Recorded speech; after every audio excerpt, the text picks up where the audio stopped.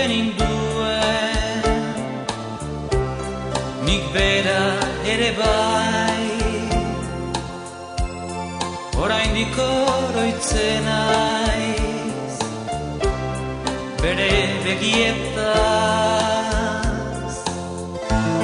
oraindik oroitzen naiz, zuhaitz lore artean, berak esaten zizkidan maitasunitz politak.